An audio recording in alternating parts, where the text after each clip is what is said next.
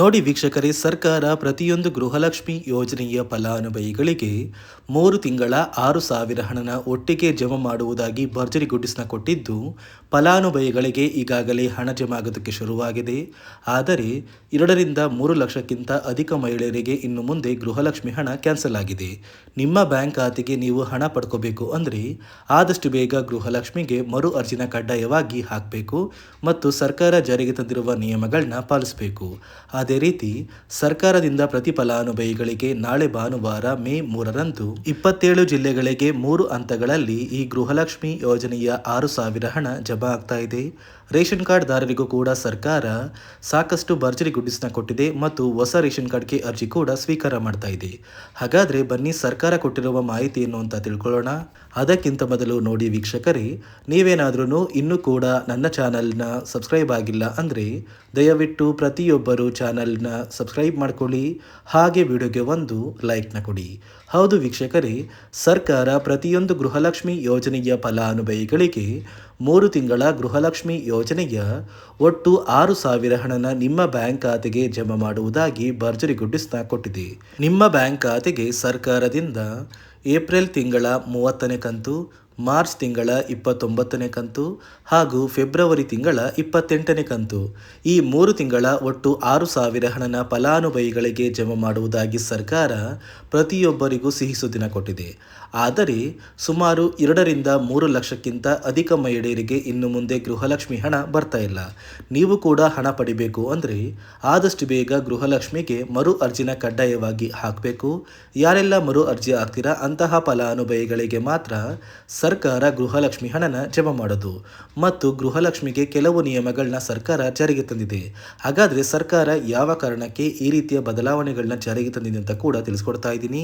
ಅದಕ್ಕಿಂತ ಬದಲು ನೋಡಿ ವೀಕ್ಷಕರೇ, ನಾಳೆ ಭಾನುವಾರ ಮೇ 3ರಂದು ಕರ್ನಾಟಕದ ಯಾವ 23 ಜಿಲ್ಲೆಗಳಿಗೆ 3 ಹಂತಗಳಲ್ಲಿ ಹಣ ಜಮಾ ಆಗ್ತಾ ಇದೆ ಅಂದರೆ ನೋಡಿ ವೀಕ್ಷಕರೇ, ಮೊದಲ ಹಂತದಲ್ಲಿ ಬೆಂಗಳೂರು ನಗರ, ಬೆಂಗಳೂರು ಗ್ರಾಮಾಂತರ, ರಾಮನಗರ, ಚಿತ್ರದುರ್ಗ, ಚಿಕ್ಕಬಳ್ಳಾಪುರ, ದಾವಣಗೆರೆ, ಕೋಲಾರ, ಶಿವಮೊಗ್ಗ, ತುಮಕೂರು, ಬಳ್ಳಾರಿ, ಬೀದರ್ ಮತ್ತು ಕಲಬುರಗಿ.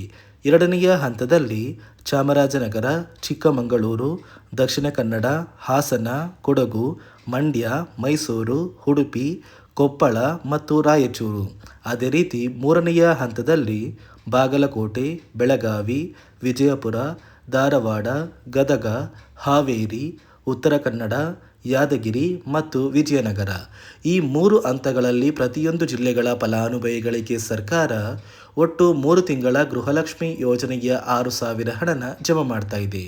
ಆದರೆ ಫಲಾನುಭವಿಗಳಿಗೆ ಹಣ ಜಮಾ ಆಗಬೇಕು ಅಂದರೆ ಸರ್ಕಾರದಿಂದ ಕೆಲವು ನಿಯಮಗಳು ಜಾರಿಗೆ ಬಂದಿದೆ ಮತ್ತು ಆದಷ್ಟು ಬೇಗ ನೀವು ಗೃಹಲಕ್ಷ್ಮಿಗೆ ಮರು ಅರ್ಜಿನ ಹಾಕೋದು ಕಡ್ಡಾಯ. ಯಾವ ಕಾರಣಕ್ಕೆ ಸರ್ಕಾರ ಈ ಹೊಸ ಬದಲಾವಣೆಗಳನ್ನ ಜಾರಿಗೆ ತಂದಿದೆ ಅಂತ ಕೂಡ ತಿಳಿಸ್ಕೊಡ್ತಾ ಇದ್ದೀನಿ.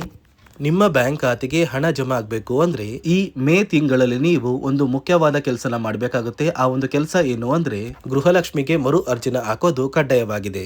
ನೀವು ಮರು ಅರ್ಜಿ ಹಾಕಿದ್ರೆ ಮಾತ್ರ ನಿಮ್ಮ ಬ್ಯಾಂಕ್ ಖಾತೆಗೆ ಗೃಹಲಕ್ಷ್ಮಿ ಹಣ ಬರೋದು. ಹಾಗಾದ್ರೆ ಹೇಗೆ ಈ ಮರು ಅರ್ಜಿನ ಹಾಕಬೇಕು ಅಂತ ನೀವು ಕೇಳ್ಬೋದು ಮತ್ತು ಯಾವ ಕಾರಣಕ್ಕೆ ಅಂತ. ನೋಡಿ ವೀಕ್ಷಕರೇ, ಸುಮಾರು 2 ಲಕ್ಷಕ್ಕಿಂತ ಅಧಿಕ ಮಹಿಳೆಯರು ಗೃಹಲಕ್ಷ್ಮಿ ಯೋಜನೆಯಲ್ಲಿ ಇಲ್ಲಿಯವರೆಗೂ ಮರಣ ಹೊಂದಿದ್ದಾರೆ. ಸೊ ಮರಣ ಹೊಂದಿರುವ ಫಲಾನುಭವಿಗಳ ಒಂದು ಹೆಸರನ್ನ ಗೃಹಲಕ್ಷ್ಮಿ ಯೋಜನೆಯಿಂದ ಸರ್ಕಾರ ಕ್ಯಾನ್ಸಲ್ ಮಾಡಬೇಕು. ಯಾಕಂದರೆ ಆ ಫಲಾನುಭವಿಗಳ ಬ್ಯಾಂಕ್ ಖಾತೆಗೆ ಇನ್ನೂ ಕೂಡ ಹಣ ಜಮಾ ಆಗ್ತಾ ಇದೆ. ಇದೇ ಕಾರಣಕ್ಕೆ ಈ ಮೇ ತಿಂಗಳಲ್ಲಿ ಸರ್ಕಾರದಿಂದ ಕೆಲವು ಅಧಿಕಾರಿಗಳನ್ನ ನೇಮಕ ಮಾಡಿ ನಿಮ್ಮ ಮನೆಗೆ ಬಂದು ಪ್ರತಿಯೊಂದು ಫಲಾನುಭವಿಗಳ ಒಂದು ದಾಖಲಾತಿಗಳನ್ನ ಚೆಕ್ ಮಾಡ್ತಾರೆ. ಸೊ ದಾಖಲಾತಿಗಳನ್ನ ಚೆಕ್ ಮಾಡಿ ಎಂಟ್ರಿ ಮಾಡ್ಕೊಂಡು ಹೋಗ್ತಾರೆ. ನಂತರ ಪ್ರತಿಯೊಂದು ಫಲಾನುಭವಿಗಳಿಗೆ ಗೃಹಲಕ್ಷ್ಮಿ ಹಣ ಜಮಾ ಆಗೋದು. ಅದೇ ರೀತಿ ಇನ್ನು ಮುಂದೆ ವರ್ಷದ ಕೊನೆಯಲ್ಲಿ ನೀವು ಗೃಹಲಕ್ಷ್ಮಿ ಯೋಜನೆಗೆ ನೀವು ಹೊಂದಿರುವ ಲೈಫ್ ಸರ್ಟಿಫಿಕೇಟ್ನ ಕೊಟ್ಟು ಮರು ಅರ್ಜಿ ಹಾಕಿದರೆ ಮಾತ್ರ ನಿಮ್ಮ ಬ್ಯಾಂಕ್ ಖಾತೆಗೆ ಮುಂದಿನ ತಿಂಗಳಿಂದ ಗೃಹಲಕ್ಷ್ಮಿ ಹಣ ಬರೋದು ಅಂತ ಸರ್ಕಾರ ಆದೇಶ ಕೊಟ್ಟಿದೆ. ಈಗಾಗಲೇ ಫಲಾನುಭವಿಗಳ ಬ್ಯಾಂಕ್ ಖಾತೆಗೆ ಒಟ್ಟು 3 ತಿಂಗಳ ಗೃಹಲಕ್ಷ್ಮಿ ಹಣನ ಸರ್ಕಾರ ಜಮಾ ಮಾಡ್ತಾ ಇದೆ. ನಿಮ್ಮ ಬ್ಯಾಂಕ್ ಖಾತೆಗೂ ಕೂಡ ಸರ್ಕಾರ ಈ ಮೇ ತಿಂಗಳ 10ನೇ ತಾರೀಕಷ್ಟರಲ್ಲಿ ಪ್ರತಿಯೊಂದು ಫಲಾನುಭವಿಗಳಿಗೆ ಸೇರಬೇಕಾಗಿರುವ 3 ತಿಂಗಳ ಗೃಹಲಕ್ಷ್ಮಿ ಹಣ ಜಮಾ ಆಗುತ್ತೆ ಮತ್ತು ಸರ್ಕಾರದಿಂದ ಜಾರಿಗೆ ತಂದಿರುವ ಹೊಸ ನಿಯಮಗಳನ್ನ ನೀವು ಪಾಲಿಸಿದರೆ ಮಾತ್ರ ನಿಮ್ಮ ಬ್ಯಾಂಕ್ ಖಾತೆಗೆ ಮುಂದಿನ ದಿನಗಳಲ್ಲಿ ಗೃಹಲಕ್ಷ್ಮಿ ಹಣ ಬರೋದು ಅಂತ ಸರ್ಕಾರ ಆದೇಶ ಕೊಟ್ಟಿದೆ. ರೇಷನ್ ಕಾರ್ಡ್ ಹೊಂದಿರುವ ಪ್ರತಿಯೊಂದು ಕಾರ್ಡ್ದಾರರಿಗೂ ಕೂಡ ಸರ್ಕಾರ 3 ಮುಖ್ಯವಾದ ಭರ್ಜರಿ ಗುಡ್ ನ್ಯೂಸ್ನ ಕೊಟ್ಟಿದ್ದು, ಮೊದಲ ಒಂದು ಗುಡ್ ನ್ಯೂಸ್ ಬಂದು ಸರ್ಕಾರ ಹೊಸ ರೇಷನ್ ಕಾರ್ಡ್ಗೆ ಅರ್ಜಿನ ಸ್ವೀಕಾರ ಮಾಡ್ತಾ ಇದೆ. ನೀವು ಕೂಡ ಹೊಸ ರೇಷನ್ ಕಾರ್ಡ್ನ ಪಡಿಬೇಕು ಅಂದರೆ ಆದಷ್ಟು ಬೇಗ ಅರ್ಜಿನ ಹಾಕಿ. ಅದೇ ರೀತಿ ಎರಡನೆಯ ಒಂದು ಗುಡ್ ನ್ಯೂಸ್ ಬಂದು ನೋಡಿ ವೀಕ್ಷಕರೇ, ನಿಮ್ಮ ಒಂದು ರೇಷನ್ ಕಾರ್ಡ್ಗೆ ಸರ್ಕಾರ ಈ ಏಪ್ರಿಲ್ ತಿಂಗಳಲ್ಲಿ ಫೆಬ್ರವರಿ ಮತ್ತು ಮಾರ್ಚ್ ತಿಂಗಳ ಒಟ್ಟು 2 ತಿಂಗಳ ಇಂದಿರಾ ಕಿಟ್ನ ವಿತರಣೆ ಮಾಡ್ತಾ ಇದೆ.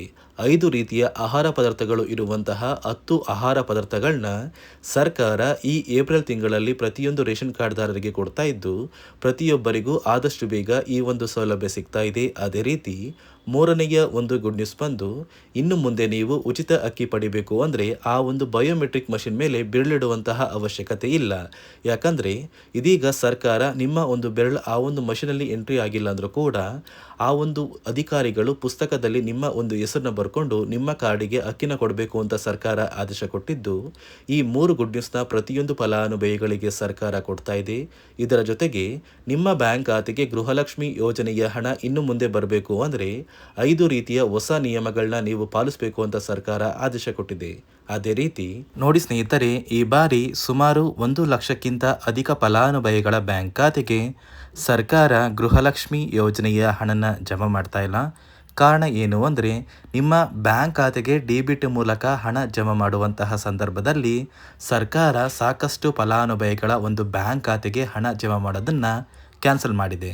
ಯಾಕಂದರೆ ಇತ್ತೀಚೆಗೆ ಹಣಕಾಸು ಇಲಾಖೆ ಜಾರಿಗೆ ತಂದಿರುವ 5 ನಿಯಮಗಳ ಆಧಾರದ ಮೇಲೆ ಪ್ರತಿಯೊಂದು ಫಲಾನುಭವಿಗಳಿಗೆ ಸರ್ಕಾರ ಈ ಒಂದು ಹಣನ ಜಮಾ ಮಾಡ್ತಾ ಇದ್ದು, ಯಾರೆಲ್ಲ ಫಲಾನುಭವಿಗಳು ಈ ನಿಯಮಗಳನ್ನ ಪಾಲಿಸಿಲ್ಲ, ನಿಮ್ಮ ಬ್ಯಾಂಕ್ ಖಾತೆಗೂ ಕೂಡ ಹಣ ಜಮಾ ಆಗೋದಿಲ್ಲ. ಹಾಗಾದರೆ ಬನ್ನಿ ಸ್ನೇಹಿತರೆ, ಸರ್ಕಾರ ಜಾರಿಗೆ ತಂದಿರುವ ಆ 5 ಹೊಸ ನಿಯಮಗಳು ಏನು ಅಂತ ನಾನು ನಿಮಗೆ ತಿಳಿಸ್ಕೊಡ್ತಾ ಇದ್ದೀನಿ. ನೋಡಿ ಸ್ನೇಹಿತರೆ, ಮೊದಲನೆಯ ಒಂದು ನಿಯಮ ಬಂದು, ಸಾಕಷ್ಟು ಫಲಾನುಭವಿಗಳು ಹೊಂದಿರುವಂತಹ ಒಂದು ರೇಷನ್ ಕಾರ್ಡ್ ಏನಿದೆ, ಆ ಒಂದು ರೇಷನ್ ಕಾರ್ಡ್ನ ಮನೆಯ ಸದಸ್ಯರ ಪ್ರತಿಯೊಬ್ಬರ ಒಂದು ಆಧಾರ್ ಕಾರ್ಡ್ನ ನಿಮ್ಮ ರೇಷನ್ ಕಾರ್ಡ್ಗೆ ಕಡ್ಡಾಯವಾಗಿ ಲಿಂಕ್ ಮಾಡಿಸ್ಬೇಕು. ಅಂದರೆ ಈ ಒಂದು ಲಿಂಕ್ ಮಾಡಿಸುವಂತಹ ಒಂದು ಪ್ರೊಸೀಜರ್ಗೆ ಸರ್ಕಾರ KYC ಅಂತ ಕರೀತಾರೆ. ನಿಮ್ಮ ರೇಷನ್ ಕಾರ್ಡ್ಗೆ ಇನ್ನೂ ಸಹ KYC ಆಗಿಲ್ಲ ಅಂದರೆ ನಿಮ್ಮ ಬ್ಯಾಂಕ್ ಖಾತೆಗೆ ಸರ್ಕಾರ ಮುಂದಿನ ದಿನಗಳಲ್ಲಿ ಗೃಹಲಕ್ಷ್ಮಿ ಯೋಜನೆಯ ಹಣನ ಕ್ಯಾನ್ಸಲ್ ಮಾಡುತ್ತೆ. ಅದೇ ರೀತಿ ಎರಡನೆಯ ಒಂದು ನಿಯಮ ಬಂದು, ಸಾಕಷ್ಟು ಫಲಾನುಭವಿಗಳು ಕಳೆದ 3 ತಿಂಗಳಿಂದ ಸರ್ಕಾರದಿಂದ ಬರ್ತಾ ಇರುವಂತಹ ಒಂದು ರೇಷನ್ ಏನಿದೆ, ಅಂದರೆ ಉಚಿತ ಅಕ್ಕಿ ಏನಿದೆ, ಈ ಒಂದು ರೇಷನ್ನ ಪಡ್ಕೋತಾ ಇಲ್ಲ. ಒಂದು ವೇಳೆ ಕಳೆದ 3 ತಿಂಗಳಿಂದ ನೀವು ರೇಷನ್ನ ಪಡ್ಕೊಂಡಿಲ್ಲ ಅಂದರೆ ಸರ್ಕಾರ ನಿಮ್ಮ ಬಳಿ ಇರುವಂತಹ ಒಂದು ರೇಷನ್ ಕಾರ್ಡ್ನ ಕ್ಯಾನ್ಸಲ್ ಮಾಡುತ್ತೆ. ನಿಮ್ಮ ರೇಷನ್ ಕಾರ್ಡ್ನ ಸರ್ಕಾರ ಕ್ಯಾನ್ಸಲ್ ಮಾಡಿದರೆ ನಿಮ್ಮ ಬ್ಯಾಂಕ್ ಖಾತೆಗೆ ಗೃಹಲಕ್ಷ್ಮಿ ಯೋಜನೆಯ ಹಣ ಇರ್ಬೋದು ಮತ್ತು ಸರ್ಕಾರದಿಂದ ಬರುವಂತಹ ಒಂದು ಸೌಲಭ್ಯಗಳನ್ನ ನೀವು ಕಳ್ಕೋಬೇಕಾಗುತ್ತೆ. ಅದೇ ರೀತಿ ಮೂರನೆಯ ಒಂದು ನಿಯಮ ಬಂದು, ನೋಡಿ ಸ್ನೇಹಿತರೆ, ನಿಮ್ಮ ಬಳಿ ಇರುವಂತಹ ಒಂದು ಆಧಾರ್ ಕಾರ್ಡ್ ಏನಿದೆ, ಆ ಒಂದು ಆಧಾರ್ ಕಾರ್ಡ್ನ ಕಳೆದ 15 ವರ್ಷಗಳಲ್ಲಿ ನೀವು ಯಾವುದೇ ರೀತಿಯ ಒಂದು ತಿದ್ದುಪಡಿನ ಮಾಡಿಸಿಲ್ಲ ಅಂದರೆ ನಿಮ್ಮ ಬ್ಯಾಂಕ್ ಖಾತೆಗೆ ಸರ್ಕಾರ ಗೃಹಲಕ್ಷ್ಮಿ ಯೋಜನೆಯ ಹಣನ ಕ್ಯಾನ್ಸಲ್ ಮಾಡುತ್ತೆ. ಯಾಕಂದರೆ ಸರ್ಕಾರದಿಂದ ಬಂದಿರುವಂತಹ ಒಂದು ಆದೇಶದ ಪ್ರಕಾರ ಪ್ರತಿಯೊಂದು ಫಲಾನುಭವಿಗಳು ಕಳೆದ 15 ವರ್ಷಗಳಲ್ಲಿ ಯಾವುದೇ ರೀತಿಯ ಒಂದು ತಿದ್ದುಪಡಿನ ನಿಮ್ಮ ಆಧಾರ್ ಕಾರ್ಡ್ಗೆ ನೀವು ಮಾಡಿಸಿಲ್ಲ ಅಂದರೆ ಕಡ್ಡಾಯವಾಗಿ ಆದಷ್ಟು ಬೇಗ ನಿಮ್ಮ ಆಧಾರ್ ಕಾರ್ಡ್ಗೆ ತಿದ್ದುಪಡಿನ ಮಾಡಿಸಿ. ಅದೇ ರೀತಿ 4ನೆಯ ಒಂದು ನಿಯಮ ಬಂದು, ನಿಮ್ಮ ಕುಟುಂಬದ ಒಂದು ವಾರ್ಷಿಕ ಆದಾಯ 7 ಲಕ್ಷಕ್ಕಿಂತ ಕಡಿಮೆ ಇರಬೇಕು. ಒಂದು ವೇಳೆ ನಿಮ್ಮ ಕುಟುಂಬದ ವಾರ್ಷಿಕ ಆದಾಯ 7 ಲಕ್ಷಕ್ಕಿಂತ ಜಾಸ್ತಿ ಇದ್ದರೆ ನಿಮ್ಮ ಬ್ಯಾಂಕ್ ಖಾತೆಗೆ ಸರ್ಕಾರ ಗೃಹಲಕ್ಷ್ಮಿ ಯೋಜನೆಯ ಹಣನ ಕ್ಯಾನ್ಸಲ್ ಮಾಡುತ್ತೆ. ಅದೇ ರೀತಿ 5ನೆಯ ಒಂದು ನಿಯಮ ಬಂದು, ನಿಮ್ಮ ಕುಟುಂಬದ ಸದಸ್ಯರು ಅಥವಾ ಗೃಹಲಕ್ಷ್ಮಿ ಯೋಜನೆಯ ಫಲಾನುಭವಿಗಳು ಯಾರು ಕೂಡ ಸರ್ಕಾರಿ ನೌಕರರಾಗಿ ಕಾರ್ಯನಿರ್ವಹಿಸ್ತಾ ಇರಬಾರ್ದು. ಒಂದು ವೇಳೆ ನಿಮ್ಮ ಕುಟುಂಬದಲ್ಲಿ ಯಾರೇ ಆಗಿದ್ರೂ ಸರ್ಕಾರಿ ನೌಕರರಾಗಿ ಕಾರ್ಯನಿರ್ವಹಿಸ್ತಾ ಇದ್ದರೆ ನಿಮ್ಮ ಬ್ಯಾಂಕ್ ಖಾತೆಗೆ ಗೃಹಲಕ್ಷ್ಮಿ ಯೋಜನೆಯ ಹಣ ಕ್ಯಾನ್ಸಲ್ ಆಗುತ್ತೆ. ಈ 5 ನಿಯಮಗಳ ಆಧಾರದ ಮೇಲೆ ಪ್ರತಿಯೊಂದು ಫಲಾನುಭವಿಗಳಿಗೆ ಸರ್ಕಾರ ಹಣ ಜಮಾ ಮಾಡ್ತಾ ಇದೆ. ಒಂದು ವೇಳೆ ನೀವು ಈ 5 ನಿಯಮಗಳನ್ನ ಪಾಲಿಸಿಲ್ಲ ಅಂದರೆ ನೀವು ಕೂಡ ಗೃಹಲಕ್ಷ್ಮಿ ಯೋಜನೆಯ ಹಣದಿಂದ ವಂಚಿತರಾಗಬೇಕಾಗುತ್ತೆ. ನೋಡಿ ವೀಕ್ಷಕರೇ, ನಾಳೆ ಭಾನುವಾರ ಮೇ 3ರಂದು ಕರ್ನಾಟಕದ 27 ಜಿಲ್ಲೆಗಳಿಗೆ ಸರ್ಕಾರ 3 ಹಂತಗಳಲ್ಲಿ ಗೃಹಲಕ್ಷ್ಮಿ ಯೋಜನೆಯ 6,000 ಹಣನ ಜಮಾ ಮಾಡ್ತಾ ಇದೆ.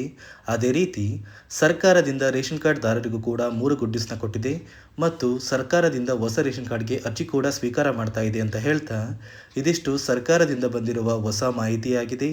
ನಾನು ಕೊಟ್ಟಿರುವ ಮಾಹಿತಿ ನಿಮಗೆ ಇಷ್ಟ ಆಗಿದ್ದಲ್ಲಿ ದಯವಿಟ್ಟು ಪ್ರತಿಯೊಬ್ಬರು ನನ್ನ ಚಾನಲ್ನ ಸಬ್ಸ್ಕ್ರೈಬ್ ಮಾಡ್ಕೊಳ್ಳಿ, ಹಾಗೆ ವಿಡಿಯೋಗೆ ಒಂದು ಲೈಕ್ನ ಕೊಡಿ.